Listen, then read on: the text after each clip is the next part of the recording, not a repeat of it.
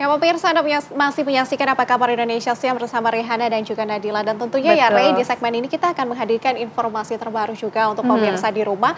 Di antaranya juga pemirsa, ini ada pelaku berinisial SC yang akhirnya berhasil diringkus oleh pihak kepolisian ya atas mutilasi jenazah yang ditemukan di perairan Sungai Batang Anai. Ya, berdasarkan informasi yang beredar luas di media sosial, pelaku diamankan oleh Satreskrim Polres Padang Pariaman tanpa perlawanan yang berarti. Tidak hanya satu korban, pemirsa, tersangka juga membunuh 3 korban. Pelaku mutilasi jenazah yang ditemukan di perairan Sungai Batang Anai akhirnya berhasil diringkus oleh pihak kepolisian. Pelaku diamankan oleh Satreskrim Polres Padang Pariaman tanpa perlawanan berarti. Kapolres Padang Pariaman AKBP Ahmad Faisal Amir langsung terjun dalam melakukan penangkapan tersangka di rumahnya. Alhamdulillah kami berhasil mengamankan satu pelaku mutilasi pada dini hari tadi. Pelaku melakukan perbuatan ini didasari sakit hati karena korban meminjam uang pada saat waktu penagihan tidak bisa mengembalikan sesuai dengan janjinya. Baru pelaku melakukan aksinya setelah melakukan penagihan tersebut. Pelaku ini berhasil kami amankan atas dugaan pembunuhan mutilasi. Setelah kita amankan, baru kami kembangkan, juga kami mendapatkan bukti bahwasanya ada tindak pidana sekitar 1,5 tahun terdahulu yang juga kasus pembunuhan, dan ini berhasil kita ungkap dan kita temukan korbannya, dan pelakunya masih 1 orang yang saat ini yang kita amankan ini, Mbak. Yang mengejutkan, tersangka mengaku telah membunuh 3 orang. Kamu pacaran sama Cika? Iya. Cikanya selingkuh. Cika selingkuh. Kamu bunuh lah si Cika itu? Iya. Nah, terus kenapa Dedek kamu bunuh? Yang ngajarin si Cika ini selingkuh si Dedeknya. Di KKN dia ajarin. Kamu bunuh juga si Dedek? Iya. Terus apa lagi kamu bunuh? Itu. Sebelumnya, warga kawasan Batang Anai Padang Pariaman digegerkan dengan penemuan sesosok mayat yang mengapung di perairan Kasang pada Selasa lalu. Kondisi mayat tersebut sangat mengenaskan, ditemukan tanpa kepala, tangan, kaki, dan alat kelamin. Dari Kabupaten Padang Pariaman, Sumatera Barat, Andri Syaputra, TV One mengabarkan. Ya pemirsa, untuk memperbarui perkembangan mutilasi di Padang Pariaman ini, saat ini kami sudah bersama dengan Kapolres Padang Pariaman AKBP Ahmad Faisal Amir. Selamat siang Pak Kapolres. Selamat siang, Mbak. Selamat siang pemirsa TV One. Oke, Bapak, soal kronologis dan penangkapan ini, bagaimana proses penangkapan pelaku hingga berhasil diamankan oleh pihak kepolisian, Bapak? Bisa dijelaskan? Ya, untuk proses penangkapan yang dilakukan oleh Polres Padang Pariaman bermula dari temuan potongan tangan yang ada cincin dari korban. Sekaligus informasi yang kami dapat dari keluarga yang saat itu diduga korban dari potongan korban yang ada di Rumah Sakit Bayangkara.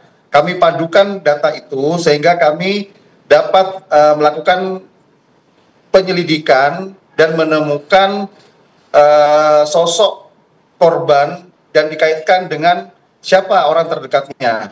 Muncullah nama inisial SP alias Wanda.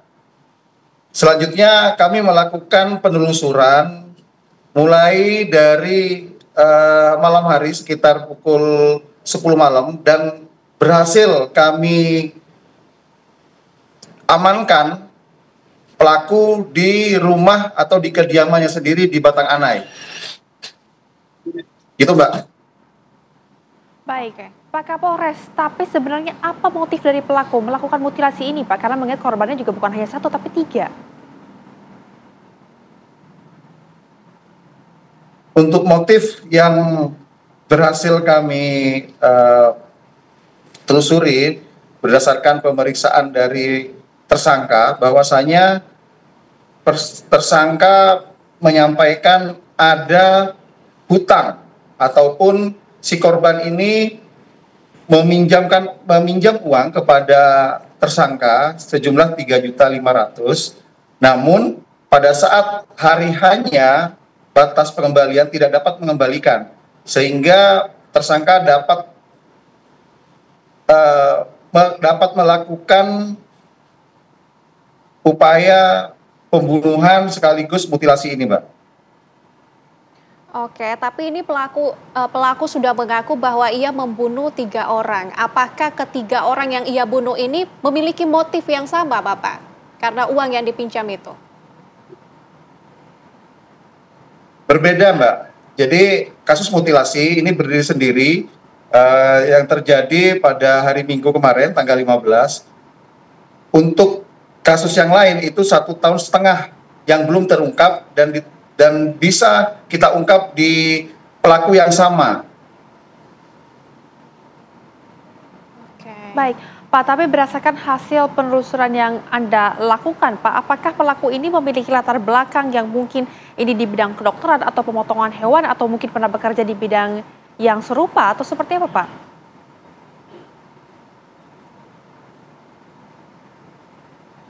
Melihat dari latar belakang tersangka, tidak ada keahlian di dalam memotong, Pak, ataupun istilahnya melakukan pemotongan manusia, lebih kepada situasional ataupun pembawaan dari si tersangka ini melakukan secara sadis dan secara tidak manusiawi.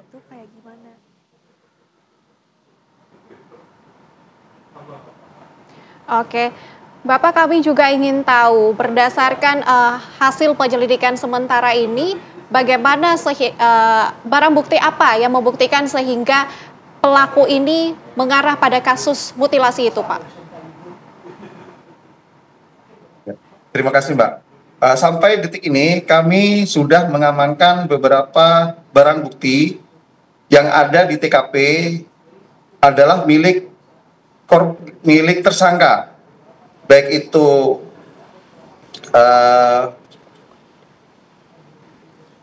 sebilah parang, kemudian ada baju yang dipakai tersangka, ada bercak darah, kemudian ada 6 karung semen atau 6 sak yang digunakan untuk mengangkut potongan-potongan korban. Sudah kita amankan dan itu identik dengan apa yang disampaikan oleh tersangka. Baik, Pak Kapolres, terima kasih banyak sudah bergabung bersama dengan kami di Apa Kabar Indonesia Siang, dan sebuah kasus ini juga tidak terjadi lagi dan juga tidak memakan korban yang lain. Terima kasih, Pak. Selamat kembali beraktivitas.